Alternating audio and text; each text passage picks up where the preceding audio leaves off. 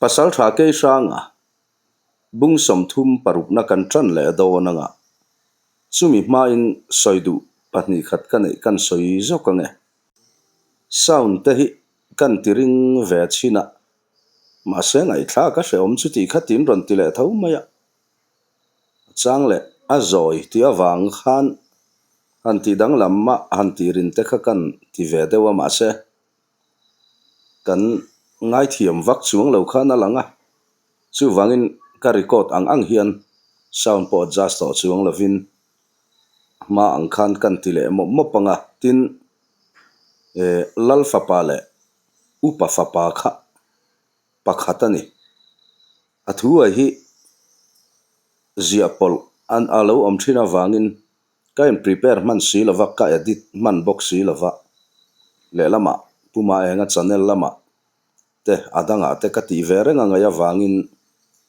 ka chiar thuak ringot ang chi pon ka ti man lovani ka record ma hian ti hian alo thleng ang hi ka record pop maya editing ka khoi man lo hrim mani ti kha min lo hriat sak ula ti chuan zia polalo om khan ani zok ta em ni lo zok ta em ti la ya kha alo kal hlat to phe chuan han let le a han en that le a han pai le te kha hun alo uyom ve deuh thina ani zok kan hriat thiam thin tho khamo du lo wanga han sir dik sak ram lo kan ni lo ania ti ta kha kan soi do tin channel lo tlo tu te zong in subscribe le like comment te share te khongai ta kamin lo ti sak ve zel turin in khongai na kan nge na ni heti lai hian lei thum lal ngur chema po sachep lal ina a thu to lur maya lal saivur amel run chung chuan saivur ka upamin fa pa te ho thina hian in rolna inei katilofa ma sei ram chunga nge mi kutura thi an ni tak sia chuan thu hriat engemaw inei ringin keima nge karon thok chuak ani hi coin thenom mai kan nia han in ne ka in tai tur po kan ni heklo chu wangin hriat inei chuan min hril thelo tura ka ngai che ni a han ti chara lal sai vura chuan nui vur chung hian ngura ka hriat chin chu iwalu pa ka hril vek to khale engmala hril lo zok chem ni alo ti dam dap thunga ka walu pa ne nai soi du lo thila om tlata hriat na ka nei tlat si ni lal ngur chema chuan alo ti mak mai si lal sai vura chuan afamak tral don ve o enga zep then ka nei ang ni alo ti dam le thluama lal ngur chema chuan ani chuan ka pasal tha in I kho chunga nge abana chan chan kha han soi chiang deu ta che lo ti le hlukin lal sai vura po chuan engma zep then nei lovina hril ve ta lal ngur chema chuan chu ti ani chuan ka upamin fa pa te kut thak tu chu a chiang te kel ani chu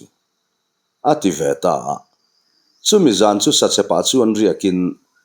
atuk zinga an kholaman pan le ta ni an khuan thlen chuan a upa le pasal tha te ho nen mong kon lam hoin mitan se ta wang mai le lal ngur chema hian a u nau te khuwa punin mong kon hirun an tum don nge eng tiang takin nge man la kang ti chu hunin ala hai lang chu ke sang ate ho po chong lo ya chuan lom hlo viau lo ma se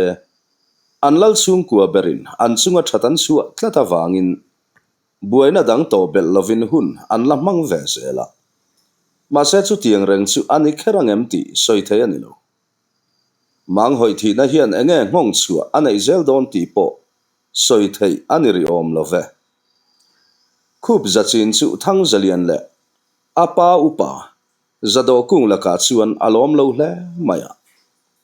thang zalian avau lok na po kha ti hlotlin nge ya tumru tlat bok upa zado kung poin ngai tha taka thut mai hun anilo ti hria in an pasal tha te lam tanga siam tumin an in lama atlo kual zak mai min tur chuan akam chein azir viau angai ti posia chuan lam dang sha heklo an lu sei khual te awanga afapa chuan nun na chana chuin thua thlau tak zel zula chuan oi tok po anom ve tamai renga an pasal tha te ero in engril ru nge an put hriat thei turin kam tha an nei tlatlo chung thil virvel chu khup zachin beng po alo thleng ve tangeya apa hne na au pa zado kung thil vai virvel dan chu a han hrila lalmang chin thang chuan au pa te tel lovin a pasal tha te chu ko khoma thil thlen dan kim chang chu khup zachin a soitir ta veka a pasal tha te po chuan lalpa ngai tha takin omro ke ni chu ilama kan tang rene mang hoi kha jong ming that du renga khosa nia atur ta ni bere an ti tak mia chuan lalmang chin thang po angai a tha ve ta deuti a mela mu thein alang halani zanalo ni chuan ke sanga te ho po lal in le kapuya lal fanu sui thang thut puin an hlim ve dar dar hle mai por thanga chuan lal fanu sui thang chu lal fanu kan kholama min sui ho mai ta che hei kan sang ko ka kho har hi inem thei berin karin a han tia sui thang chu phudeu zokin anui zui har ara ka zui tak tak chunga in buile view silong mo alo ti ve thuaya por thanga chuan tuwe mo hi chu abuai nei chuan karin om zanei takhian alo tia chuti lai chuan khup zachin chu man mo takaron tlanin in chunga chuan aluta reivak lova silai ne naron suak le thuaya sang vunga chuan pasal tha eng thil nge ni zan zana silai nen I in hol chua le ta alo ti ngala khup zachin chuan pu nok trial lo lam kal tun thlengin ala holofa achin kan vachian lokange alo ti thuaya ke sanga chuding ngal hluain karon zui veng che alo ti ngal vata khup zachin chuan ngoi te pasal tha tun trum chumin zui ri lo mai ro atul tak le nak tuk lama kan thok chu kho jok don nia ti khan hlim takin lo in kom ro alo ti tlata wang chuan ke sanga kaltum u to po chu a thu thale ta zolbuk nei velovan ni boka lal in chunga chuan an mutar thap maya khup zachin alaron let lo awangin an mengkar hloma zanlayar khuan hnu seta khup zachin churon kir veta a thoman lo thu chuang ngau fara thuk me ten han tu en that le de hnu chuan ke sanga chuan pasal tha engain va chuan a chin chu le alo ti ngal thuaya khup zachin chuan ama kom mai a thama a thuam zong zong a om veka ama takero anu takngial po mu tu ro om no zan thimani awangin kan mu mai mai po ni mai theya kho enga bi that le ati in kan ron kir san le rian hi tin alo changa ke sanga chuan ani chu mole azia lo hle mai naktuk chu eng ni lo mai la inung kan zui venge ti in mutzayan rel tlang ta atuk tuk chuan bar kham chuan punok trial lo lam pan chuan anin zui chuak ta dam dama kot chua chuan poi tlangwal somnga aya tam mai an lo ngak boka chongloi pasal tha pani trial vung le lum ka po an tel ve ni punok trial lo an thlen chuan thlam chunga lutin khup zachin chuan ama zana an dai to lai te a han soi zung zunga ke sanga te po in uluk takin an lo ngai thla ve bok vai bel beng khat zuk chung vel an thut chol nu chuan in sem darin punok trial vaw vel dap tur chuan an che chuak ta thlama tang chuan veilam sira kalin ke sanga chu uluk takin leilam bi chuan akun ngar renga nakin dewa chun ron dak chuakin pasal tha leido khuwa in nayem aron ti chuak phong maya khup zachin chuan leido han ti tur em chu kan nei po ka helo min nek ngam khuwa hi kan se vel khuwa hian an om lo ani ber ome ngatinga chu min zo te dai alo ti ha ke sanga chuan kan mi zon hroi tu te hian an hnuan thup na sa ema in leido ten rol ralin set an ron thoni kan ring mai mole a han ti chu khup zachin le anaw ten makan ti kher mai khup zachin chuan an hnu chu hmu ti na em ni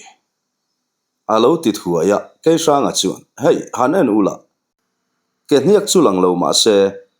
an ke enginemo an tu mani nge yang ti in leya mishing pen khat pen kar zau zong ang vel zela tlema belbik om phei thlia chu ako muta khup zachin chuan han bi ve wanga ani nge hi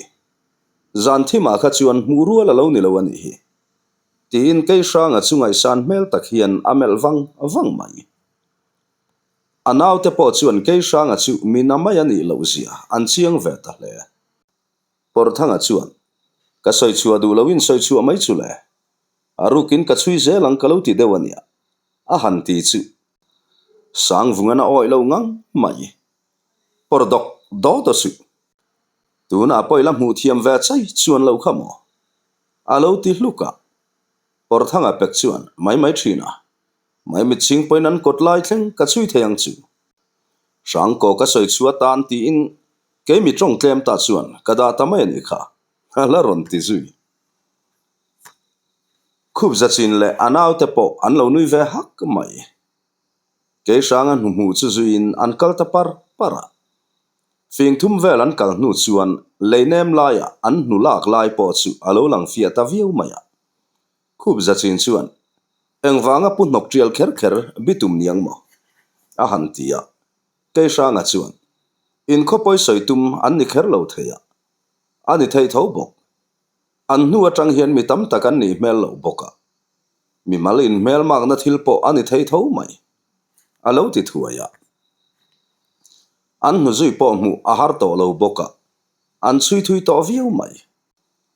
kara zan ni zetan ria nu chuan khup zachin chuan kan nu zui hian le chun khuwa apana ang riau akariat chu le aron ti chu anaw shuai pakhat chuan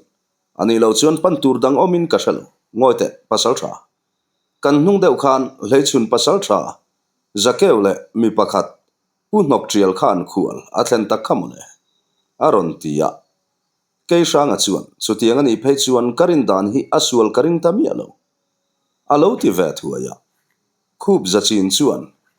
pasal tha engai rin dan chu ni le han soite alo ti var mai ke sanga chuan punok trial hian le chun pasal tha emo an la le mo po ani thei an thil hriat du engemaw taka hrianga chu hriat chian du in ama hi an hruai lui ninge in ka ring mikhual anga an ron lut po chu tum nei sa aron lut an ni ngai ka ring bok alo ti chara ke sangan chu tianga han soita ka chuan ni thei donin an hre ni nge yang poitlang valte pon bu ngat mai ke sanga hian aring sual haulo punok trial hi chong loi khuwa a in ben bel ma hian leichun khuwa aum thina chuti lai chuan a then oma pem thar lam sakhoi omin chu pa chuan ro hlu anga viu maya ani na taka chuan leichun kholal ai po in ro hlu chu anga dai izokani engtianga chu tianga tam ro hlu chu nei nge ani hriat ni lo ma se aron tlan bo pui ni nge chuan alang hunaliam le deuh hnu chuan a thenom pa punok trial chu lam sakhoi mirin zong ani aniang chu aro hlu thu ruk pui turin asom tatlat maya punok trial poina tira chuan a fiam thu mai amo ti hialani ma se thu tak ema chuan punok trial point ngoite chutianga thu ru ngai khop ro hlu chu a thanem viawang mo tina zota lam sakhoi chuan putrial ro hlu te hi kan otin kan it viau thinna atampo le nun ati ha thak ting mai lo ni hi ti in aro hlu nei te a han mu tir mai chu punok trial po meng ko mai ani chutianga tam ro hlu chu manglama tak ngial po ala mungai lo punok trial chuan e khai o hetiang zo zai hi engtia nei thei nge moi ni le a han ti hluaya lam sakhoi chuan thon thu thui takani ma se toy zong in soita ila paitelal hausa vung zalal ro ani hi engtia ka kuta om mai nge ni chu min zot lo mai ro kan thu ruk vat lo chuan katan thinthia muta har tlat tu te ma chuan min laron zon nge po karing chu wanga som che po kan ni reng ani lo ti in lam sakhoi thu soya wang chuan muang chan chi ni in punhok trial poina sata bik lovaniang sumi zan zan laya chuan an thukru dun ta ni an thuru katangani tampo aliam ma in lam sakhoi chu a chan po hriat lovina ma khum lai zola thi in an char ta maya punhok trial chuan lam sakhoi a thi ta ka chuan ama chau chu an ro thu ru khratu ani ta sia an khua omreng chu himlo hun om thei do na hria in songloi khua hian apem ta ni ti chuan hun local zelin hleichhun khua chuan lam sakhoi zong tu te po an ron lut ta nge ya hleichhun lal hna lam sakhoi chu ro hlu tam tak tlan bo pui tu ani awanga ron zong an ni thu ten soita ama lam sakhoi berat hi to sia ain le avel an tap chiam point engma mun nei thei ta silova kut beng nan kir le tangut mai ani chumi ta kir nu chuan pasal tha zakeu chuan an lal hna lalpa lam sakhoi kha athanom pa nen anin zui dun mun viu maya ani khana ro hlu da thatna chu a hriat pui ngai karing tlatani kan khua chu san tak dai dana hian achiang hle bokin ka hria a hantia lal chuan alo ni takanga ani khan khoi khuang e pan hriat tumula ka hna han hruayang cheu hriat anei nge ya ati ta ka wangin pasal tha zakeu chuan mi tampo hruai du lovin punhok trial chin chu an bi kual tangar ngara songloi khua aom thu an hrian hnuwa khual pang zin angaron lutin mani kho hlui ti in punhok trial point lom takin alo thleng ta khania ti chuan alo mun thlenga pasal tha zakeu ten an hrian hnu chuan an kholama let le in ni engemaw zat ral hnuwa lo lama punhok trial chu an lo chang ta tun hian thleng ta ni an hnu zui chu bi po bi thato manglovin hleichhun kholam chu an panding nat to maya hlatpon hlat to vaklo cholovan kalpar par chuan ni tlak rual velin hleichhun khua chu an in pal thleng nge in arin om to ni khuan thlen chuan lal in an panding ngala hleichhun khomi ta chuan tuksam zial an tel ve bok ne an lo hmudu kher mai lal in an thlen chuan lu ta dilin an lut ngala hleichhun lal zakham lian chuan uluk zetalo melin kha khoilam khual nge ni ka khua hi engwanga ron dai lut nge in ni le alo ti bung deuh hmuta khup zachin chuan lalpa songloi khomi ta kan ni kan khopa bo kan ron zong ani a han ti ngal tol maya lal zakham lian chuan animo in khomi te enga ka khua in ron zon dai ni lo ti le hmutin amit menganel om lo hle khup zachin bok chuan lalpa kan hnu mu in helama min ron hruai mi awatin ni i pasal tha zakeu hi mu kan du hle mai alo ti vele in hnu mu le ka pasal tha zakeu chuan in zom nan nei am ni alo ti le muka khup zachin po alom chia to lo ti a hriat the anin zom le zom lo chu hriat kan tum reng ani alo ti ve mak maya lal zakham lian chuan wai chu ka pasal tha chu mi ruk bo chi ngain pu deuh ti na ni mo aron ti le chu khup zachin po in zol do via watum to vak bik lo an kho in za ve po tling lo le hanin adu a in an lo zuam ma mai na hre deuh tlat to khoi angai pasal tha zakeu chu ati vin ta hrai mai lal zakham lian chuan heu kalalin chunga rol vinin min beveimo tunga kani haidewam ni lal zakham lian leichhun lal kani hi inom na hi kalalin chunga ni bok katlang valte ka the chu atir ma cheu hian chuak rang mai ro aron tivin ve thak boka khup zachin chuan tungai ni ka poisa ran lo lal khual chon thiam lo takini ti po ka hria khup zachin hi du hun huna chuatir mai mai chi kanilo itlang valte chu min the chuatir han tum chin la thu tha soi pui thailo lal hian za ipu te chiam lo ve khoyange punhok trial chu inda ati ta khol mai lalin chunga om ten khup zachin ming an han hria chu an meng ko loma upa pakhat chuan kan thu chu eng po ni se kha lu sei mel te kan mule ngau eng wanga ron tel vengot ngan ni aron ti chu khup zachin chuan ka u nau ten ni ta chuan buai nai nei am ni ka zona chu min chang thui mai ro in khua hian hruai lu ani ti ka chiang ani alo tilet mak maya chu upa po chu angoi ngal mak mai lal zakham lian chu ama lal in chunga na chuan a huai san ve tlat eng anga pasal thaming lian po ni ula zalo ta kai biak tur kan yem ni in mi zon po chu ka hrenek lo ve alo ti vele maka ke sanga chu ron in rol ve ta lalpa i pasal tha zakeu chu khoya nge ani khan punok trial chu i kholama hian a hruai ti kan siang ni nun na hi a hluwa thi san chua khari phu ta ni lo chuan pasal tha zo na chu chang mai te dam dap hian a ron tia lal zakham lian chuan nanglu sei khatu ngai ni a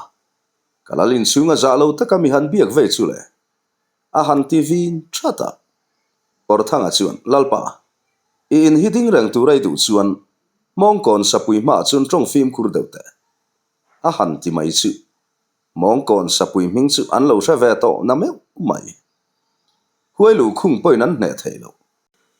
ama ti thin rim tu lal in kit mai thin ti ta chu an lo hriat dan ani sia an ma ding te na mai lo zia chu an tha chiang ta hle lal zakham lian chuan atu te po chu ni ula hei hi kalal in ania in du du sai turin ni big lo alaron ti rama anoki lo ring dewaniang hlei chun tlangwal telal tuala anron pungkhom ta trak mai pakhat hian lalpa in chunga buena omem ni aron tilang langa lai tlora chuan i chel ulani chu tin alo changlet vei buka pona tlangwal ta chuan hriam nen lal in chung lu anron tum veta kai tren chu ron kai chovin sumhun an thlen ma chuan lal in kongka lai tlora chu pen chuakin hlei chun tlangwal ron kal ma saber chu choi nolin min ron ti buai su tile lal tuala vom thak a han rual mai chu a sot troka a vial zui ngal mai ani tlangwal lal in lu karon kai chho to dang ta chu an tol thale rang hle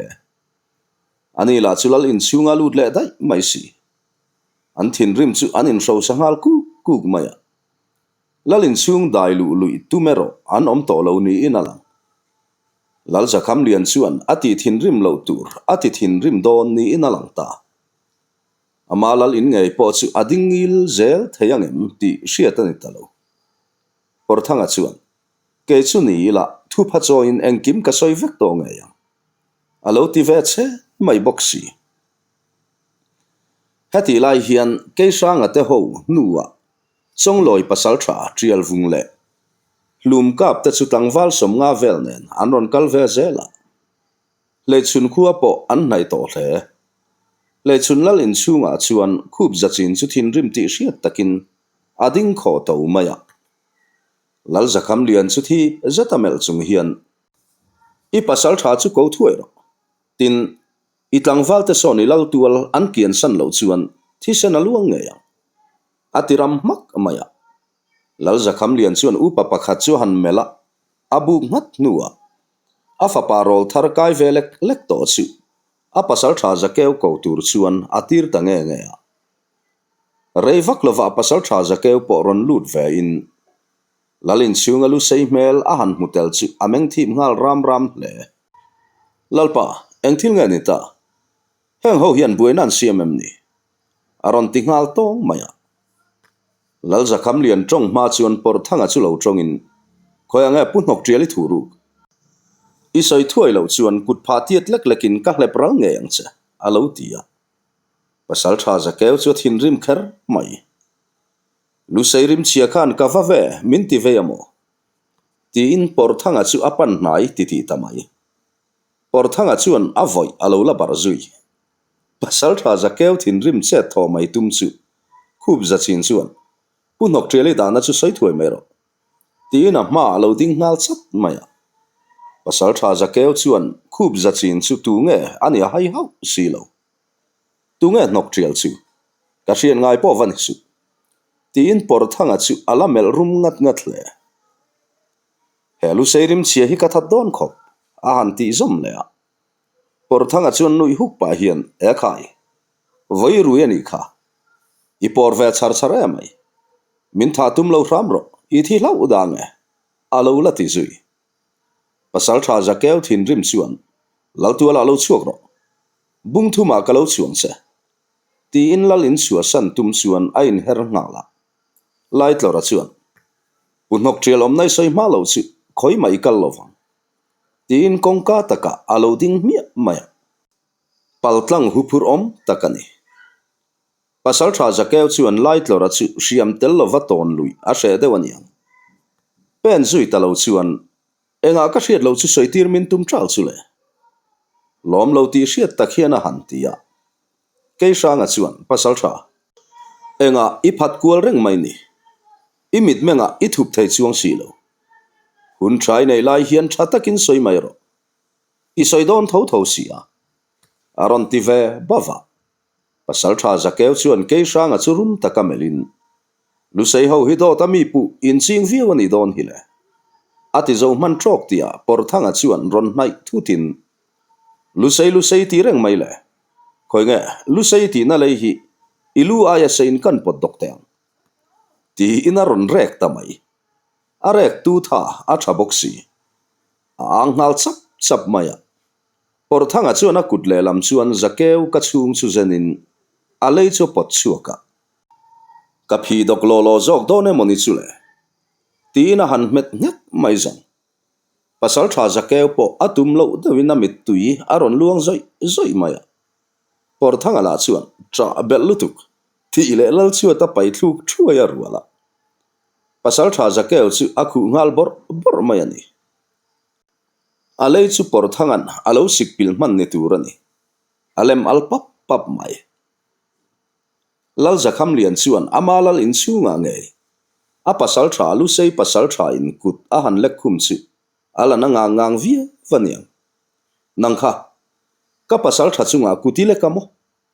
damin ka khua hi chua san hau lovang aron tivin nal thata por thanga chuan chiam cha chuan nang po chui le khan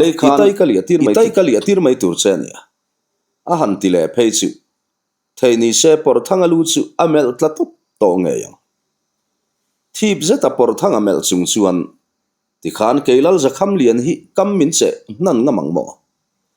i chak lofang a han ti le laka lai tlora chuan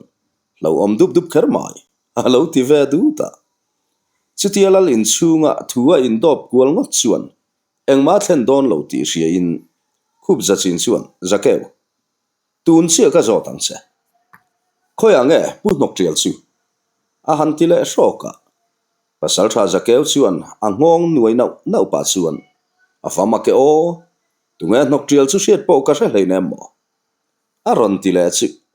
khup zachin chuan pai nok khopin a beng ngal thuaya i hra chiang khop hetiang i ti theina tur hian a ina nge i thlen nge khamo ila helo tlung zel donem ti na kol na ma phorta chu vele lal zakham lian chuan du tok ro ei hi kalal in chung ani hi aron ti ve thata chu ti lai chuan lal muala thom aron om ta hak mai hlei chun pasal thatorot zet mai khin kap chuan kaum lo hlana kan lal ina lal lo shot in omem ni kha ke ma pasal tha khin kap ralu som khai to karon pen lu to ne aron ti cher chuai maya khup zachin chu lo nui sukin a tha e i hanin sat sen zui meng o ti le pon lama pen chuar walta khin kapin khup zachin mela han mu chu ding chotin nangmo helaya engei ti ati thum du ta khup zachin chuan hlei chun pasal tha te hi in om tran tlat angam fa chu ka ma ron ding ro tina pan nai nget maya pasal tha khin kap chuan a kong nam lek vu chung chuan pasal tha damila du chuan ron nai lek su alo ti ve that bok khup zachin chuan tim hau lova pan nai zelin khin kap chuan aron vai ta thut mai khup zachin chu lo person zavin akong nam chu avai dok ve ngal zok maya atu ve ma anin sat fu lo khin kap chuan ron bole ngalin akong nam chu aron vai ton zoka khup zachin chuan lo tol nun zot pa in alo dang tleu zat boka khin ka pina kong nam aron vai chuak le chia chu lo kun niam san zau pa in a han chho vai ngek maya khin kap om chu khap chen ai seima in akak chho ngal raya akhabe athoi thi chho that bok thinrim ti hriat takhen arum nguta akhabe thi sar sar chu nuai pher puat pa hian azuang zoka aron chuksa ngeng maya khub zachin chu lo in her hratin kong namin athoi thathuaka ranglu tuka vir zok le akong nam vai kual pop churuala khin kap chu trengal that mai khub zachin chuan bo zui le ngalin khin kap in siam rem fel ma chuan anai chil thuta anak nem zona akong nam avai chu azok chuan a thel lo ching le khin kap chuan anak nem veilam chu a hup ngal chat maya chulai tak chu khub zachin chuan haron nai le thutin akai zatha aron cha sak le ngal mai zong thing thi nokin a hoi chu le meu chuan a shok chu kong namin alo chuk tu ran to maya thia du ni ngot lo chuan chet han tho zui ngam na chi ani talo khub zachin chuan tha kher cha hi ka du lo min nor luya ro chuan katim hau lovang a han ti thum chak mai chu khin ka point a so buai to lovin pasal tha iti tur chu hlen thuero pial rala kanin machon thale nge yang ti in alu chu ado ta mi mai khub zachin chuan kanunang che ti in lalin lam chu apan san le ngal mi mai ani an pasal tharin roll ber tukzal ani ta ka chuan le chum tlangwal ta chuan thompo an chuaring vak talo lalin chunga ero lal zakham lian chu alu lul ala chu alui ve tlat chong loi pasal tha zo na chu ala chang thadu tlat lo chu tiangin pasal tha zakeu po chuan thinrim ti hriat takhian in zo na chan na chu amun lova in zo ta ni mel tlat ala ti ve tlat mai boxi lalin chunga chet han tho chiam chu an tim ve deuh nge kut tho em chu an om to lo ke sanga po chuan chi le chi in mel mak zui the ani ti a hria ta wangin ala in sum sham shama khub zachin chu melin pasal tha hei an mel mai adot an soilo ni inalang mundang kan dam mai avatul mel ve ti na mit ko san zawa khub zachin po chuan lo sha thiamin ole a tha ya he thila hian in rol na in ne ni ngat chuan nuamin salo viawang tuna chuan khua hi kan chua san ri photang e ti in a in her ngata a chuak zui ngal ke sanga chuan pu teu in chunga kan khosak dan kha min sha thiam don nia kan hu chuin in khua kok miau sia kan han ti ta hluai ani kha tin khub zachin chu azui chuak ve ta ngala le chun khua chu chua sanin dayan thlen chuan khub zachin ma hruai chu ding chotin ke sanga chu a han mela pasal tha enge ruam man nei ne a han tia midang ta chuan ke sanga chu an mel ngal thap mai an ni ho khan min ron bi zui ngai dona chu wangin thui tak kan let photang ti chuan min bi zui tu ta kir hnuwa kan let lenga an pasal tha zakeu kha kan bi zui ve thung don ani ani khan hria ta nei nge yang ke sanga chuan a han ti char chara light lora chuan engan tuala khan kan do mai lo alo ti muta ke sanga chuan chutianga kan ti chuan poisoi lo thisen a chuak nual dona chu wangin thisen chuak tam lo tur zonga kong dap masak phothi tha kan ti deuh mole chu baka chile chikara buena siam thar thei thil laka in thiar filim kan du thar le thut mole alo ti ve thuaya khub zachin point ke sanga ngai dan chu a hriat thiam pui hle ole pasal tha ke sanga soyang khan enge mo chen chu ilet phot mai ngu tin ma hruai le ta mual ni mual thum lai an kal le nu chuan ke sanga chu dingin an le to ni in ka hria khoi nge kan bi zui ve thunga nge tin an hnulama chuan tu ma dan man lovin alet vele ta ngala khub zachin naw hruai ta chuan makan ti kher mai eng thom ma hriat an nei velo lain ani chuan an mani bi zui tu te thom chu alo hra reng ti an hra thiam maya an ngai sang ru hle Kei sanga chu chak zeta kal par parin ma tlangwal pathum kal te po chu a mu chiang viu mai thoma dim thiam ema wangin an ni chuan bi le tan ni ti an she hau lo thum khodai thlenga azui let nu chuan a thian te omna lama chak takina let le ngal zar zara akal chak boka ava pole thuai mai kei sanga chuan khuwa han hak tlai le hlekina in sem darin khuwa kan lut le don nia lalin le an pasal tha zakeu in lam kan panang unok trial hi khochunga chuan an kolinarin om lova ala katanga sia du nei lo se chu aruang kan mudai tong chu wangin ala dam ti nani a han ti kau kawa an lo ngai thauluk hlom hle chu tianga an che tho dan tur an rel khom nak lai chuan chong loi pasal tha trial vung le lum kap te po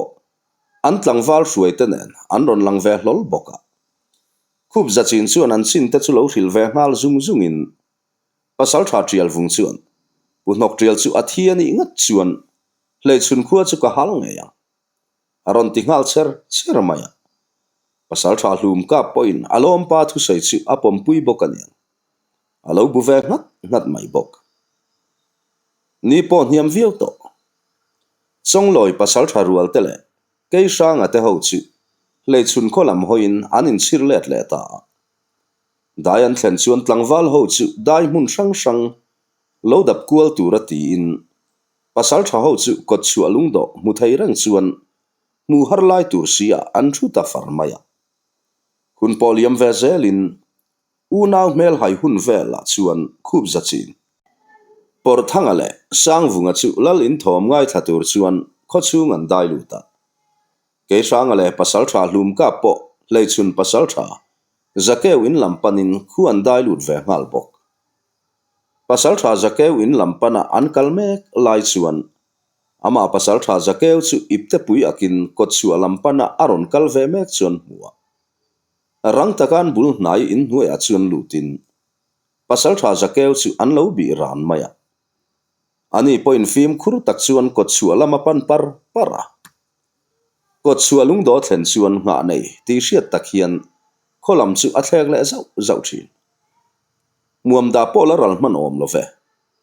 khochung lama tang chuan mi pakhat hi ron kal hlokin lung do ron thlen chuan min lo hak rei to em a han ti supa pasal tha zakeu chuan rei vak lo ve ti to ikal nga lang mia ti in ram lam hoi chuan an in zui liam ta thuaya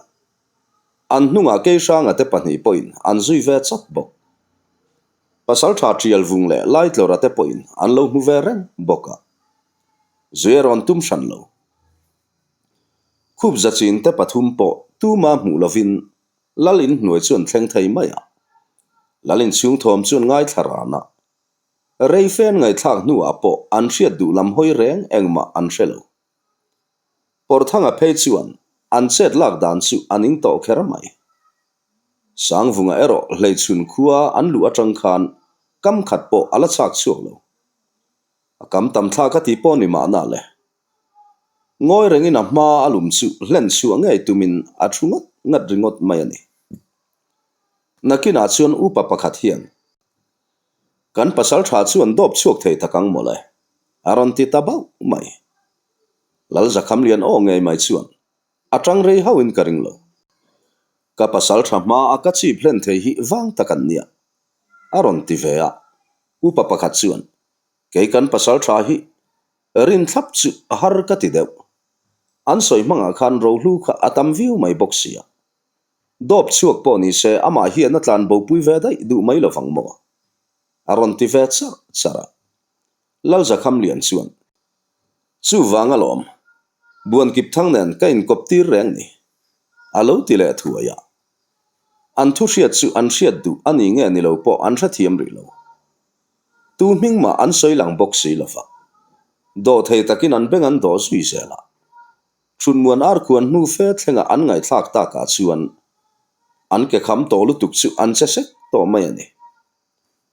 por thanga pe chuan a ke kham mu deuh sur to tire tuma a han leng vel chuan lalin hnuai bel vok pakhat chu atlo ngek thop le ngala sang vunga chuan amel rum ngat hle na thim hnuai engma hmu thei hek lo amel rum thlon ta ni pere rei tak beng an dole po a hriat bel tur dang engma an soi chua tak si lova chuan kot chualam panin tu ma hmu lo chuan an kir le ta ke sanga te pani po an mi zui lai te chu zui ve zelin an mi zui lai te la chu an fim kurnek mai le ngala akhat tokin an ron in hoile chok chen mai ani ni ma sela pasal than nia chutiangan mi zui ruk lai te hmu mai thei tura in lar chi an ni tlatlo an zui thui viang hnu chuan an mi zui te po an fim kur lutuk to lo le chun khotlak lam mual cheng chezet lutin chulai hmun an kalpel chuan ruam thuk vak lova lut le in chuta tang chuan simlama an her hreta lo fing thum vel an kal le chuan an hma loka in bethom an hreta fim khur taka hnai zelin an mani an va hmu phak ta ka chuan an mi zui lai ni lo tlangwal pahnih hi an hmutel ta an ni chuan engemon lo veng nge ni in an ring ngal mi an mei cher enga hmu thei tak lova chuan muam da chung vel an han ngak le deta malam panin an tol phei ta hriau mai thui pon thlen ma in lungbang sang tak hi lo omin achan vechin vel atang chuan hruizam chi hian alo khu thlanguai maya han lu bo na tur om alang hau lo le ngal thom hriat tur om to lova eng mu tur om to hek lo chulai lungbang chu lon chua ani ngot lo chuan han hel na tur om reng om bok si lo an mi zui te la chu mu chu soi lo an thom tak ngia po hriat tur om ta si lo makan ti dun kher mai ke sanga chuan lungbang chu a han hnai dewa hruizam lo uai thlasung chu a han keu chin chu le puk lian thatak mai luna hi alo zam khu mai ti hreta hlum kap chu ko thuain puk chung chu an lut ve ta a thim na samai si ke sanga ta ne ro buaina tur om lo ma se akianga kalve hlum ka pero ain pal buaile nak thin hlum kap chuan chu tiang thim zinga po chulu sei pasal tha chu ape na buai ve hau lo ti hria in makatiru kher mai lam som vel zatan lu nu chuan puk chu dinglama lo ko in pen som vel an pen man thok ti a chuan an lampan a ron pen thom an hreta me chera ron hum ngai don ti hria in biruk mai na tur awang si tol le tin puk ko ya chia chuan an lo chang tangota thom chu lo hnai zelin a me cher eng pon mu thei ta pakhat sawani ti an hriat chuan thok le khata hlum kap chu adok chuak thuta chu pain hlum kap thoma hriat ve me chuan a thlen chila ni der to mai hlum kap chuan na zet hiana thin hnun zona a han nek maya chu pa po chu tho hokin a kun ngal ngoya a tre chuak tur chu aka hupin a hnuk son ngala a me cher thlau chu ke sanga chuan a char thuaya puk ril lam chu apan ve ta mi mai ni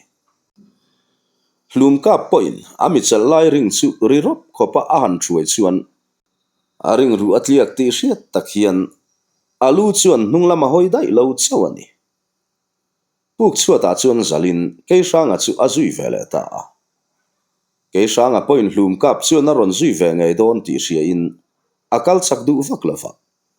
puk lo koile ngat lai a thlen chuan dingin alo ngaka hlum kap po a ron thleng ve mai bok ke sanga chuan a mei cher chu pe in tikhan an thian pa emo an ti turin I hmel lang chiang lo turin mei cher hi lak niam la va po ve pup mai ro kan mi zon hi heta hian a om nge yang I hnunga karon kalange taman ni lo kha a han tia hlum ka point nial lovin ke sanga soyang chuan malam panin akal ve mi maya thui kal po ngai to lovin mei chen chu mu ngala mi pathumin tu emo an lo thu thual hi chiang takin a hmu bok a hmela hmu chian theilo awangin punok trial ani le ni lo ero a hre thei mai lo chun zom zel tur